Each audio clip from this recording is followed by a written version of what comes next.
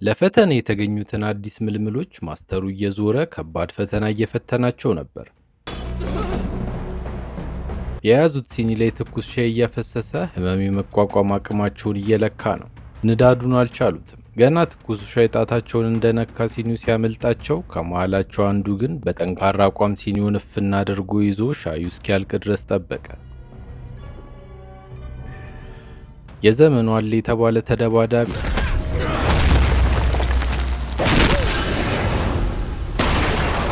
ምቶቹ አጥንት የሚያደቁ፣ ፍጥነቱ ልብ የሚያሸብር፣ በማርሻል አርት እጅግ የተካነ ተዋጊ ሲሆን በዚህ ቀን ቁጥር ስፍር ከሌላቸው ጠላቶቹ ጋር አስደናቂ ፍልሚያ ውስጥ ገብቷል።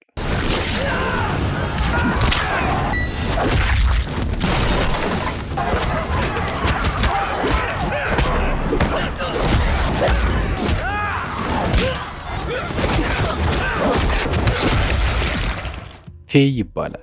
እነዚህን ሁሉ ጠላቶቹን ብቻውን በጀግንነት መዋጋቱን ቀጥሏል። እያንዳንዱን ምቱን አንድም ሳይስት እያሳረፈ ለደቂቃዎች ከቆየ በኋላ ቁጥራቸው እጅግ በመብዛቱ አንዱ ባልታሰበ ሁኔታ በመጥፎ ምት አግኝቶት መሬት ላይ ዘረረው።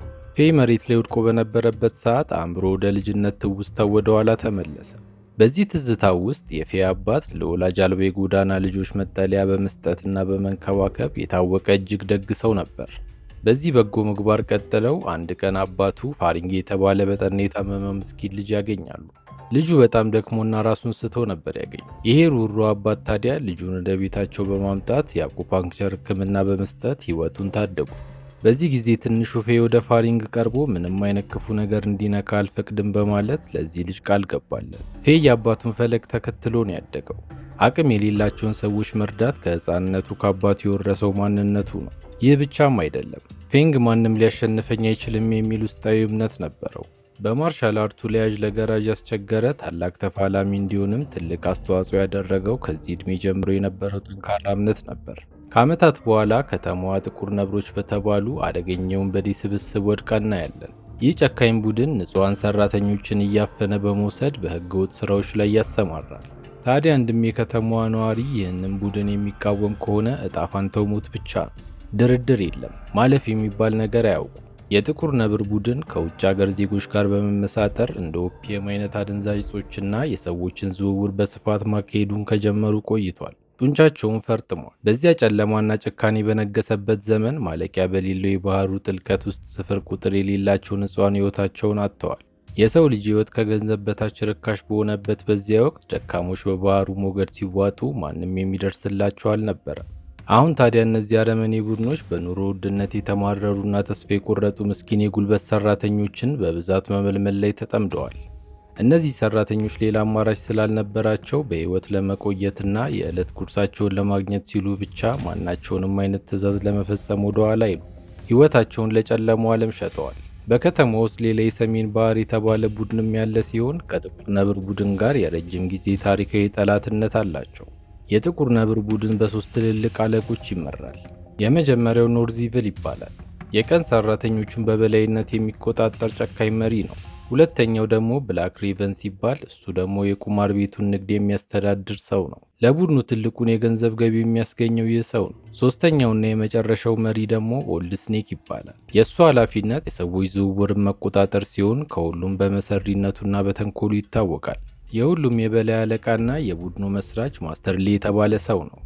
ማስተር ሊ ሶስቱንም ምክትሎቹን በማደጉ አሳድጎ ነበር ለዚህ ያበቃቸው። ፌይ ለአቅመ አዳም እንደደረሰ ወዲያውኑ የጥቁር ነብሮች ቡድን ለመቀላቀል ወሰነ። ዋነኛ ዓላማው ግን ተራ አባል መሆን ሳይሆን የቡድኑ አራተኛ መኮንን መሆን ነበር። ሁሉም አዳዲስ ተፋላሚዎች መጀመሪያ ወደ ማስተር ሊ መቅረብ ይኖርባቸዋል። የዛን ቀን ማስተር ሊ ፊት ሲቀርቡ እሱ ደግሞ ከቡድኑ አባሎች መካከል ትልቅ ክህደት የፈጸመ ግለሰብን አንበርክኮ ቅጣት ለመስጠት እየተዘጋጀ ነበር። ምንም ሳያመነታ በሁሉም ፊት ቀላው። ቀጥሎም ተዋጊዎቹን ለመፈተን ሁለት በሳት የጋሉ የብረት ዘንጎችን ወደ እነሱ በማስጠጋት የድፍረታቸውን ጥግ መፈተን ጀመረ። ፌይ ግን አንዳችም የፍርሃት ምልክት አያሳይም። ማስተር ሊ በፌይ ጀግንነት እጅግ በመደነቅ ለምን አልደነገጥክም አለው። እሱም መልሶ የምደነግጥ ሰው ስላልሆንኩ ብሎ መለሰለት። ማስተሩ ፈገግ ብሎ ወደሚቀጥለው ፈተና አለፈ። ለሁሉም ትኩስ ሻይ እንዲቀርብ አዞ ከዛም ሲኒያቸውን በእጃቸው እንዲያዙ የፈላውን ሻይ እጃቸው ላይ ማፍሰስ ጀመረ። ሌሎቹ ተዋጊዎች እጃቸው ተላልጦ ሲኒያቸውን መሬት ላይ ሲጥሉ፣ ፌይ ግን ያንን ህመሙን በጽናት በመቋቋም ሻዩ እስኪያልቅ ድረስ ሲኒውን በእጁ ጨበጠ። ይህንን ካስተዋለ በኋላ ለሁሉም የመጨረሻውን ፈተና አወጀ። የሰሜን ቡድን ዋና መሪ የሆነውን ሰው አንገት ቆርጦ ላመጣልኝ 4ኛ መኮንን አድርጌ ሾመዋለሁ አላቸው። አሁን ታዲያ ፌ ከሰሜን ባህር ቡድን መሪ ጋር ፊት ለፊት ተፋጧል።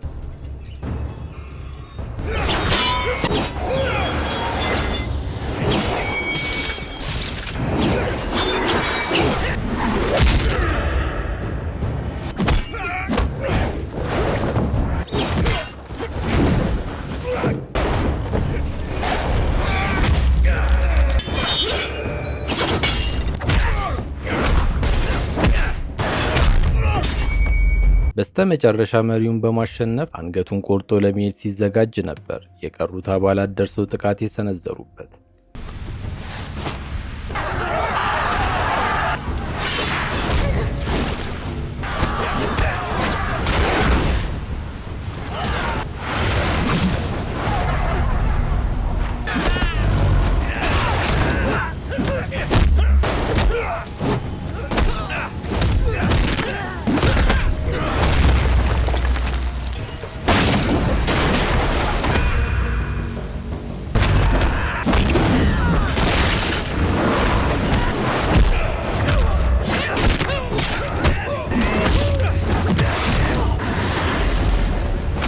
ብዛታቸው ከአቅሙ በላይ ሆኖ ሊሸነፍ ትንሽ ሲቀረው ባልደረባው አካባቢው ላይ የነበሩትን ርችቶች በማፈንዳት ጠላቶቹን ግራ አጋባለት። በዚህ መልኩ አምልጧቸው የመሪያቸውን ጭንቅላት ይዞ ወደ ማስተርሊ ቀረበ። ማስተርሊ የረጅም ጊዜ ጠላቱን ራስ ሲያይ ቃል በገባው መሰረት ሁሉም በተሰበሰቡበት 4ኛ መኮንኑ አድርጎ ሾሙ። የቀሩት 3ቱ መኮንኖችም ላይ ወረደባቸው። ፌ በአንድ ቀን የፈጸመውን ገድል እነሱ ለዓመታት ማድረግ እንዳልቻሉ እየነገረ ሞቀሳቸው። በመጨረሻ ሙሉ ለሙሉ እስኪያገግም ድረስ ልዩ የሆነ እንክብካቤ እንዲደረግ አዟቸው ጥሏቸው ወጣ። ከዚህ ትልቅ ድል በኋላ ፌ በመሪያቸው ትዕዛዝ መሰረት ከፍተኛ እንክብካቤ እየተደረገለት ቀናት አለፉ። ቁስሎቹን የሚያክመው ሰው እንደ ጓደኛ ለመቅረብ የቻለውን እየሞከረ ይገኛል። ፌ ግን እንደገና ወደ ሌላ አሳዛኝ የልጅነት ትዝታው በሀሳብ ሰመጠ። ፋሪንግ እና ሊትል ፉ ከተባሉ ጓደኞቹ ጋር ሲጫወት ያስታውሳል። የዛን ቀን ወደ ቤቱ ሲመለሱ አንድ የሰሜን ባህር ቡድን አባል ጓደኛውን ፉን አፍኖ ይወስዳታል። ፌ እና ጓደኞቹ ሊያድኗት የቻሉትን ቢሞክሩም ግለሰቡ ግን በጭካኔ ፌን መቶት ልጅቷን ይዟት ጠፋ። ያ ሰው ጭንቅላቱን የቆረጠው መሪ የመጀመሪያ ልጁ ነበር። በሚቀጥለው ቀን የፌ አባት ግለሰቡን አሳደው ቢይዙትም ልጅቷን አስቀድሞ እንደሸጣት ስለተገነዘቡ ምንም ማምጣት አልቻሉ። አሁን ታዲያ አባቱን አሰቃቂ አሟሟት ሲመለከት የአባቱ ገዳይ የገባበት ገብቶ ለመበቀል ለራሱ ትልቅ ቃል ኪዳን ገባ። በተመሳሳይ ሰዓት ፌይ በቡድናቸው ሕግ መሰረት በጀርባው ላይ የነብር ምስል እየተነቀሰ ይገኛል።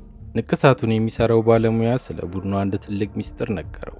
የቡድኑ ከፍተኛ ሀብትና ገንዘብ የሚቀመጠው 2 ቁልፎች ባሉት ካዝና ውስጥ መሆኑን ያጫውተዋል።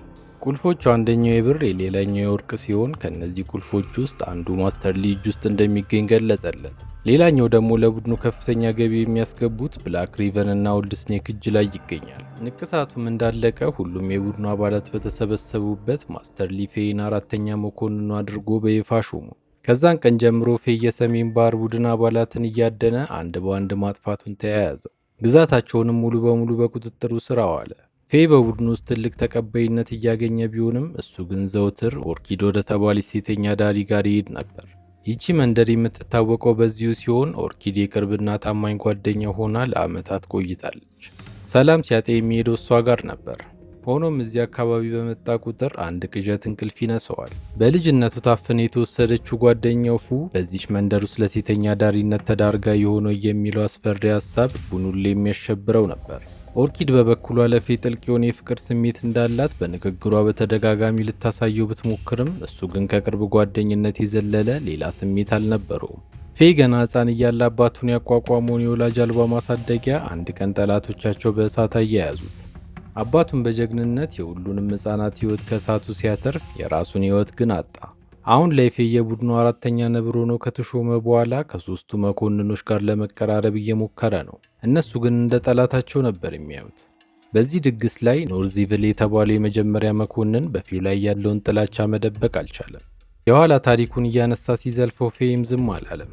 በሰጠው ኃይለኛ የመልስ ምት ብላክ ክሮ እና ኦልድ ስቴክ ወዲያውኑ ነበር የወደዱት። የሁለቱ መኮንኖች ከሱ ጎን መቆም ያበገነው ኖርዚቭልም እልሁን መቆጣጠር አቅቶት የዛኑ ቀን ለፍልሚያ ጋበዘው። ሁለቱ መኮንኖች ግብ ውስጥ ገብተው ነገሩ እየከረረ ሲመጣ ታዲያ ሳያስቡት መሪያቸው ማስተር ሊ ወደ ውስጥ ገባ። በታላቅ ቁጣ ሁሉንም አረጋጋቸው። በሌላ የከተማው ክፍል የፌይ የልጅነት ጓደኞች የነበሩት ፋሪንግ እና ቹ የራሳቸውን ቡድን እያቋቋሙ ይገኛሉ። እነዚህ ሁለት ወጣቶች ከፌይ ጋር በህፃናት ማሳደጊያ ያደጉ ሲሆን ፌይ የነብሮቹን ቡድን ሲቀላቀል፣ እነሱ ግን የፌይ አባትን ፈለግ ተከትለው ወላጅ አልባ ህፃናትን በመሰብሰብ መርዳት ጀምረዋል። ፋሪንግ ለቹን ያለውን ጥልቅ ፍቅር ለመግለጽ የሚያምር የእጅ አምባር ስጦታ አበረከተላት። ቹን ግን ስጦታውን ገፋችው። ልቧን ቀድማ ለሌላ ሰው ሰጥታለች። በፊትም ተወዶ የነበረው ፌይን እንጂ ፋሪንግን አልነበረም። በሚቀጥለው ቀን አሉ የተባሉ የውጭ ሀገር ባለሀብት ነጋዴዎች ከማስተር ሊ ጋር የንግድ ድርድር ለማድረግ ይመጣሉ። ድርድሩ 300 የጉልበት ሰራተኞችን አፍኖ ወደ ውጭ ሀገር ስለመላክ ነበር። ማስተር ሊ ወዲያውኑ ነበር የተስማማው። ፌይ ይህንን ሲሰማ አረረ። የገዛ ዜጎቹን ለባርነት ንግድ መስጠቱ አበገነው። እነዚህ ሰራተኞች በገዛ ፈቃዳቸው ሄደው መስራት ከፈለጉ መጠየቅ እንጂ አፍኖ መውሰድ ለምን አስፈለገ ብሎ ማስተር ሊን ጠየቀው። እሱም ያለምንም ርኅራኄ ነጋዴዎቹ እነዚህን ሰዎች በባርነት ሊገዟቸውን ያሰቡት ብሎ እውነቱን አፈረጠለት። በተጨማሪም አባቱ የተገደለበት አዲሱ የሰሜን ባህር ቡድን መሪ የበቀል እርምጃ ሊወስድ ስለሚችል ሳይቀድማቸው ቀድሞ በቁጥጥር ስር እንዲያውሉት ትዕዛዝ ሰጠው። በተመሳሳይ ሰዓት ፋሪንግ እና ቹን የመሰረቱት የማደጎ ቤት ውስጥ አንድ ምስኪን ሕፃን በህመም ምክንያት ህይወቱ አለ። ሁለቱም በከፍተኛ ሐዘን ተሰብረው በትውስታ ወደ ኋላ ተመለሱ። ፌይ እና ፋሪንግ አባታቸው በሳት ከሞተ በኋላ የሚወድቁበት ጠፍቷቸው ብዙ ተሰቃይተዋል። ማሳደጊያውን አቃጥሎ ለአባታቸው ሞት ተጠያቂ የሆነውን ግለሰብ ለመበቀል ወስነው ሲሄዱ ግን ሰውየው አስቀድሞ በሌላ ሰው ተገድሎ ነበር ያገኙት። በዚህ ጊዜ አባታቸው የቅርብ ጓደኛ የነበረ አንድ መነኩሴ አግኝቷቸው ሁለቱንም ወደ ቤቱ ወስዶ ለበርካታ ዓመታት ልዩን የማርሻል አርት በማስተማር ጀመረ። መነኩሴው ከበቀል ይልቅ ደካሞችን መደገፍና መርዳት እንደሚበልጥ እያስተማረን ያሳደጋቸው። ስልጣናቸውን ሲያጠናቅቁም ሰዎችን ለመርዳት ወስነው ኦርፋን የተባለ ቡድን መሰረቱ። እዚህ ላይ ነው ትልቁ ሚስጥር የሚገለጠው። ፌይ ይህንን ያደገኘ የጥቁር ነብር ቡድን የተቀላቀለው አባላቸው መሆን ፈልጎ ሳይሆን ከውስጥ ሆኖ ቡድኑን በማፈራረስ አጋዥ የሌላቸውን በየወንዙ በየቀኑ ህይወታቸውን የሚሰዉትን ምስኪን ሰራተኞች ለማትረፍ አስቦ ነበር። ከቹን እና ፋሪንግ ጋር በሚስጥር መልእክቶችን እየተላላከ እቅዳቸውን ቀስ በቀስ እውን ለማድረግ መሮጥ ከጀመሩ ቆይተዋል። ሚስጥራዊ መልእክቶችን የሚላላኩት ቹን በልብስ ቤት ውስጥ መልእክቶቹን በስፌቱ ላይ በመስፋት ሲሆን፣ ኦርኪድ የተባለችው የፌይ ጓደኛ ደግሞ እነዚህ መልእክቶች በሚስጥር ታመላልሳለች። በዚህ ቀን ፌይ የደረሰበትን አንድ ሚስጥር ልኮላቸዋል። ፋሪንግ እና ቹን መልእክቱን ሲያነቡት የቡድኑ ትልቅ ካዝና ለመክፈት የሚያስፈልገውን የወርቅ ቁልፍ በኦልድ ስኔክ እጅ እንደሚገኝ የሚገልጽ ወሳኝ መረጃ ነበር። እነሱም ይህንን ሚስጥር መሰረት በማድረግ ሙሉ ቡድናቸውን አከታትለው ኦልድ ስኔክን ሳያስበው ከበቡት።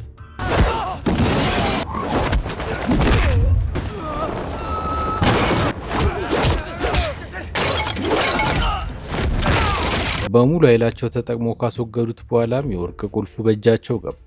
ነገር ግን አልወሰዱትም። ፌይ በብልሃት ቁልፉን ካስቀረጸው በኋላ ትክክለኛውን ቁልፍ መልሶ በሟቹ የኦልድ ስኔክ ኪስ ውስጥ ይከተዋል።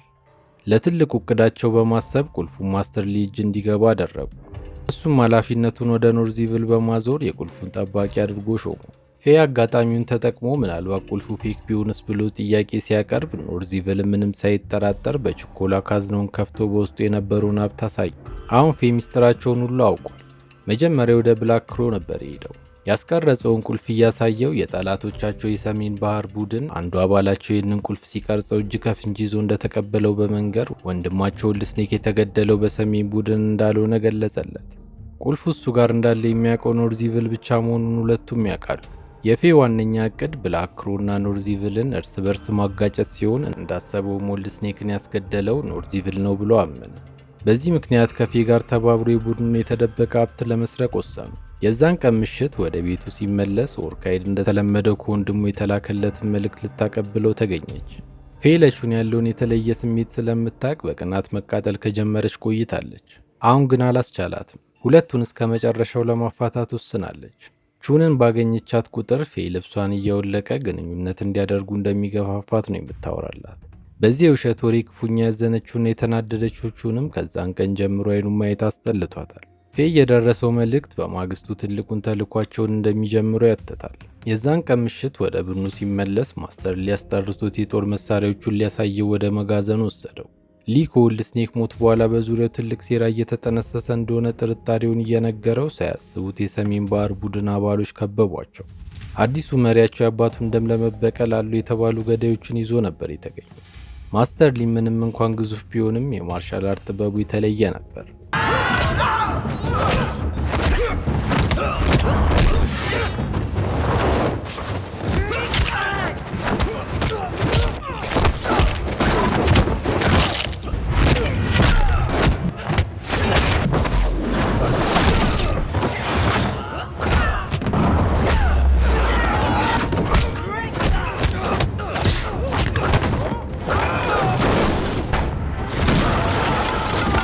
ፌ ደግሞ ከመሪው ጋር የሞት የሽረት ፍልሚያ ውስጥ ገብቷል።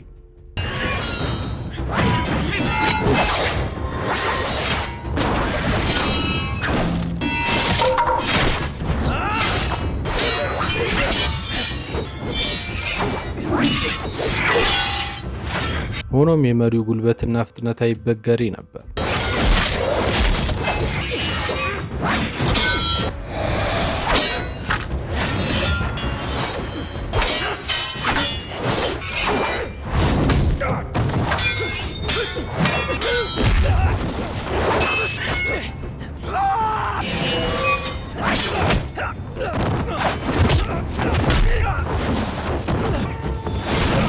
እሱም የተፈጠረለትን ክፍተት በሚገባ በመጠቀም ጠላታቸውን ለአንዴና ለመጨረሻ ጊዜ ቋጩት። በተመሳሳይ ሰዓት የኦርፋን ቡድን ደግሞ የነብሮቹን የተለያዩ መጋዘኖች አንድ በአንድ በእሳት ማያያዛቸውን ቀጥለዋል። የነብሮቹ ቡድን ጥቃቱን ለመከላከል የቻሉትን እየጣሩ ቢሆንም አልቻሉም። ማስተር ሊ በሁኔታው ግራ ተጋብቷል። ምን እየተፈጠረ እንደሆነ አልገባውም። ሙሉ ሀብታቸው እንደተዘረፈ ሲሰማ ደግሞ ዞረበት። በዚህ መሃል ብላክ ክሮቹን ስትሸሽ አይቷት ከኋላዋ ተከተላት። በመጨረሻ አሳዶ አንድ ቤት ውስጥ ሲገባ ግን ፌ ከኦርፋን ቡድን ጋር ሆኖ ነበር የጠበቀው። እዚህ ላይ አንድ ትልቅ ሚስጥር ይፋ ይሆናል። የቹን ወላጆች የገደለው ብላክ ክሮ ሲሆን እዚህ ወጥመድ ውስጥ የከተቱትም በቀላቸውን ለመወጣት ነበር። ታዲያውን ፊት ለፊታቸው ያላጋጅ ሲያገኙት በጋራ በመሆን ጥቃት በመሰንዘር አስወገዱት። ከዛ ሁለቱንም ቁልፎች በእጃቸው አስገቡ። ከዚህ ድል በኋላ ፌ ወደ ነብሮቹ ሲመለስ ያልጠበቀው ፈተና ውስጥ ገባ። አብሮ አደግ ጓደኛውና የኦርፋን ቡድን አባል በእጃቸው ገብተው እያወጣጡ ታገኛቸው። ማስተር ሊ በደም ፍላት ሚስጥራቸው እንዲነግረው እየተጫነው የብላክ ክሮን አስክሬን እየጎተቱ ይዘውለት ገቡ። ማስተር ሊ የሚያየውን ማመን አልቻለም። ከሁሉም በላይ ክፍሉን ጸጥ ያስባለው ደግሞ የብላክ ክሮ ላይ የነበረው ጠባሳ በመኮንን የኖርዚቪል መሳሪያ ተወግቶ እንደሞተ ማሳየቱ ነበር። በቡድን ውስጥ ጥርጣሬ ተፈጠረ። ኖርዚቪልም ራሱን ነፃ ለማውጣት ከቁጥጥር ውጭ ሆኖ ያሰሩትን የኦርፋን ቡድን አባል ማስጨነቅ ጀመረ።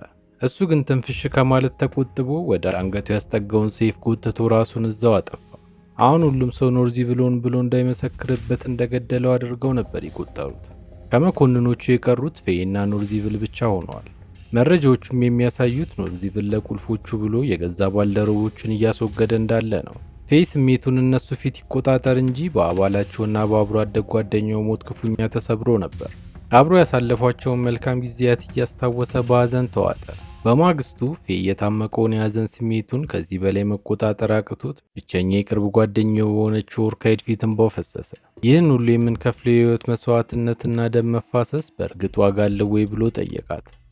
ምክንያቱም ከመኮንኖቹ መካከል በህይወት የተረፈው ኖርዚቪል ሲሆን አሁን የቡድኑን ዙፋን ለመውረስ ጫፍ ላይ ደርሷል። በዚህ ወሳኝ ሰዓት ፌ እሱን ለመግደል ቢሞክር የራሱን እውነተኛ ማንነት ይበልጥ ግልጽ በማድረግ ህይወቱን ከምንጊዜም በላይ አደጋ ውስጥ ይገባል። ከዚህም ባሻገር ታፍነው ወደ ውጭ ሀገር ሊሸጡ የታሰቡት 300 ሰራተኞች የት እንዳሉ እስካሁን አለመታወቁ ሁኔታውን ይበልጥ አወሳስቦታል። የዛን ቀን ፌ በገበያ ውስጥ እየተዘዋወረ ሳለ የሊ ሰዎች በአካባቢው ተሰራጭተው ሁኔታውን እየተቆጣጠሩ መሆናቸውን አስተዋለ። ስለዚህም የኦርፋን ጋንግ አባላትን አስቀድሞ ለማስጠንቀቅና ተልኳቸውን እንዲያቋርጡ ለማድረግ አቀደ። እቅዱንም ዳር ለማድረስ ወደ ታወቀ ተራኪ በመሄድ ሚስጥራዊ መልእክቶችን የያዘ ታሪክ ነገረው። ይህንን ታሪክ ለኦርፋን አባላት እንዲያደርስና ሰው በተሰበሰበበት እንዲተርክላቸው ጠየቀው። እንዳሰበውም ተሳክቶና መልእክቱ ደርሷቸው ሁሉም የቡድኑ አባላት ንቁ ሆኑ። ሆኖም ግን ማስተር ሊ ያንን ተረት ሲሰማ መልእክቱ ወዲያው ነበር የገባው። ስለዚህም ይህንን ተረት እንዲያወራ ማን እንዳዘዘው ሰውየውን አፋጠጠው። ነገር ግን ተራኪው አይነ ስውር ስለነበር ስለ ሰውየው መልክ ምንም ሊነግረው አልቻለም። በዚህም የተነሳ ማስተር ሊ ሁሉንም የቡድን አባላት አሰልፎ ድምጻቸውን እንዲያሰሙ አደረጋቸው። አይነ ስውሩም ድምጹን ለይቶ ትዕዛዝ የሰጠውን ሰው እንዲያገኝለት ነበር አላማው። የነብሮቹ አባላቶች አንድ በአንድ እየመጡ የተረቱን ስም በሰውየው ጆሮ አንሾኳሾ። የፌ ተራ ሲደርስ ግን ወደ ሰውየው ጆሮ ጠጋ በማለት እኔ ትናንትና ማታ ከነዚህ አረመኔዎች ሀብታቸውን ቀምቼ ለህዝቡ ያከፋፈልኩት ሰው ነኝ አለው። አይነ ስውሩም ይህን እንደሰማ አንድም ሳያንገራግሩ አሸለት። ወደ ኖርዚቪል ስንመለስ የጥበቃ አቅሙን እጅግ አጠናክሮ በአንድ ክፍሉ ዘና ብሎ ማሳጅ እየተደረገ እንመለከታለን። በዚህ ሰዓት ታዲያ ኦርካይድ ከጓደኛዋ ጋር በመሆን ወደ ስፍራው መጣች። ኖርዚቪልን ማግኘት እንደምትፈልግ ገለጸች።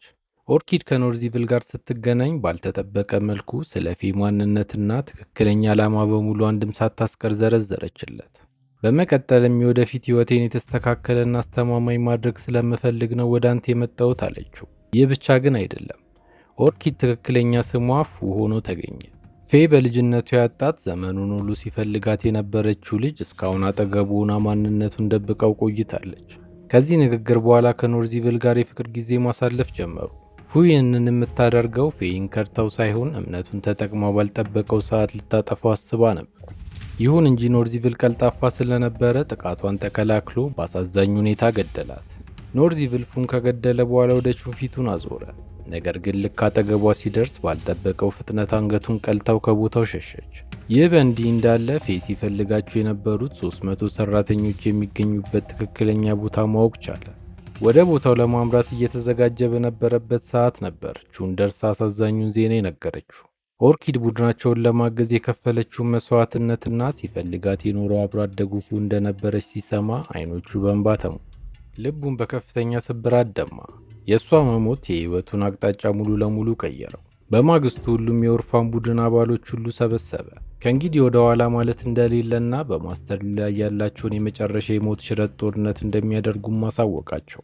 የዛን ቀን ሙሉ የቡድኑ አባላት በከተማው ተሰራጭተው የማስተር ሊን እውነተኛና አረመኔያዊ ማንነት እንዲሁም ሲሰራው የነበረውን ግፍ ለህዝቡ ማጋለጥ ጀመሩ። ይህንን እውነት የሰማው የከተማው ነዋሪም በአንድነት በማስተር ሊ ላይ በማመፅ ተቃውሞውን ማሰማት ጀመረ። ማስተር ሊ ህዝቡ በሙሉ እያመፀበት መምጣቱን ሲመለከት በጣም ደነገጠ። የመጨረሻውንም ካርድ መዘዝ። ከመኮንኖቹ የቀረው ፌ ብቻ መሆኑን ሲረዳ ከውስጣቸው ሲያፈራርሳቸው የነበረው እሱ መሆኑን አረጋገጠ። ስለዚህም ፌን ገሎ ላመጣልኝ ማንም ሰው ምክትል አድርጌ ሀብቴንም አወርሰዋለሁ የሚል አዋጅ በከተማው አስነገረ። ይህንን ተከትሎ የማስተር ሊ ታማኝ አባላትና ስግብግብ ነፍሰ ገዳዮች ከተማዋን ሲበጠብጧት አደሩ። ንጹሃን ዜጎች ላይም ጭካኔ የተሞላበት ጭፍጨፋ ፈጸሙ። በዚህ አስከፊ ሁከት መሃል ፌ የቆሰለውን አጋሩን በጀርባው አዝሎ ሲሸሽ ከሊ ቅጥረኞች ጋር ተፋጠጠ። በመጨረሻም ዋናው ዓላማውን አሳክቶ በግዞት ታስረው ሲሰቃዩ የነበሩትን 300 ሰራተኞች ነፃ ወጣ። የብርሃን ጮራ ያዩት እነዚህ ሰራተኞችም በሙሉና በአንድነት ተሰልፈው ወደ ማስተር ሊ ተጓዙ። ማስተሩ ድምጻቸውን ሰምቶ ወደ ውጪ እንደወጣም ፌ አንድ ፕሮፖዛል አቀረበለት። በውጊያው የብዙ ንጹሃን ሰዎች ህይወት በከንቱ ከሚጠፋ እኔ እናንተ ብቻ ፊት ለፊት እንፋለም አለው። ሊም በራሱ ጉልበት የሚተማመን ሰው ስለነበረ ግብዣውን ወዲያውኑ ተቀበለ። ፍልሚያው ከመጀመሩ በፊት ፌ ክፍሉን በእሳት ማያያዝ ጀመረ። ከዛም በእሳቱ ነበልባል ታጅበው ሁለቱ ቀንደኛ ጠላቶች ትልቁን ፍልሚያ ጀመሩ።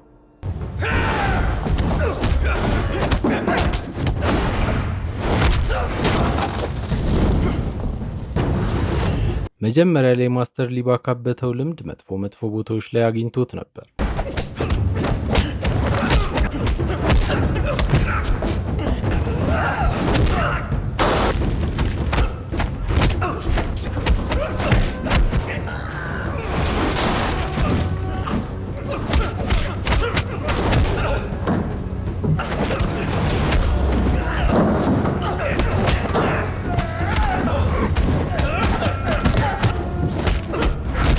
ሆኖም የፌ ኃላፊነት ብዙ ነው። የጓደኞቹ መጨረሻ፣ የአባቱ ሞት፣ የፉ መስዋዕትነት ሁሉ ባይምሮ እየተመላለሱ እጅ እንዳይሰጥ አድርጎታል። በመጨረሻ በመጥፎ ምቶች በተከታታይ አግኝቶት የበላይነቱን አስመሰከረ።